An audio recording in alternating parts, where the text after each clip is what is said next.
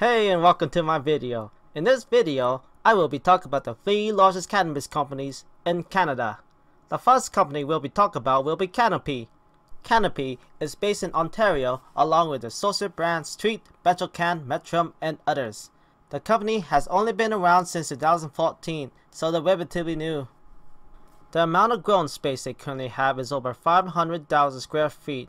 They also have plans of expansion like the future 160,000 square feet building in Edmonton, Alberta. Their farms are a mixture of indoor facilities and greenhouses that uses natural light and recycled water to grow cannabis. Canopy has connections in Germany and Chile, expanding the range of audience to sell to, especially with the acquisition of the German subsidiary Spectrum Cannabis Germany, which has over 480 pharmacies to attract customers. According to Canopy's last FICO report, the last harvest only had a yield of 10,837 kilograms of cannabis, which isn't that amazing considering they had over 500,000 square feet of growing space. Currently, Canopy is the leading competitor of cannabis in Canada. One of their facilities used to be a former Hershey chocolate factory, so they are essentially the Willy Wonkas of cannabis.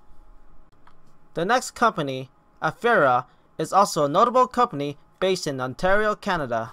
They have been doing business since 2011. The current amount of growing space Aurora has is 100,000 square feet, which they can produce around to 8,000 kilograms of cannabis per year.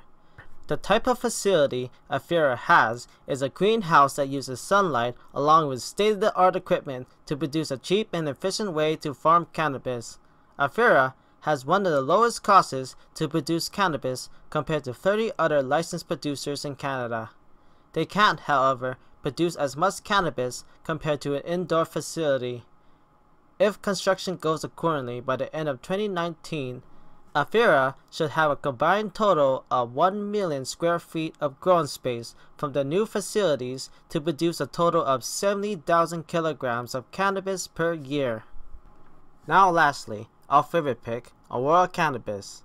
We compiled a video with more information about Aurora, so check it out on our channel.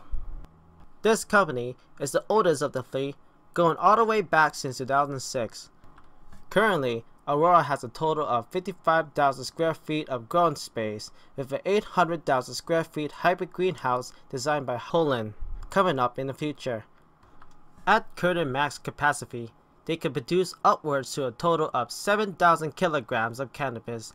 As of now, they currently produce around 4,500 kilograms of cannabis. When their 800,000 square feet production facility, Aurora Sky, is up, they can produce upwards to a total of 100,000 kilograms of cannabis. On June 28, they have reported that they have surpassed 16,000 patients. Though Aurora can produce an average output of 4,500 kilograms of cannabis per year, they can't, however, provide enough cannabis to the existing customers. Aurora had to outsource the supply from other cannabis producers like Organigram and thus recently Reed MD Incorporated to keep up with the demand. This is a good indicator that shows that Aurora customers buy more cannabis than cannabis customers overall.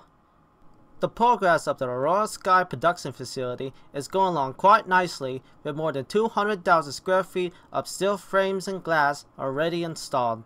Once the building is fully set up, they will be able to keep up with future demand and won't have to rely on outsourcing supplies. On June 1st, Aurora will be adding revenue from its latest acquisition, Pedanios.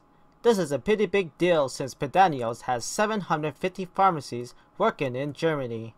If each pharmacy can grow their customer base by 1 every month, Aurora will be gaining 750 new customers every month in Germany.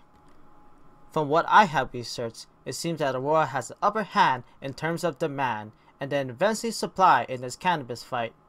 Personally, I believe in my humble opinion that Aurora Cannabis will dethrone Canopy and become king of cannabis. On a side note, Nevada just recently went recreational.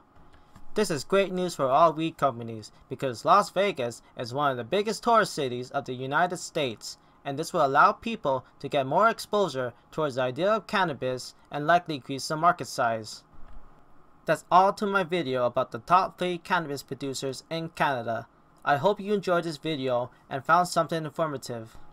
Please like, subscribe, and leave your comments down below, and have a nice day.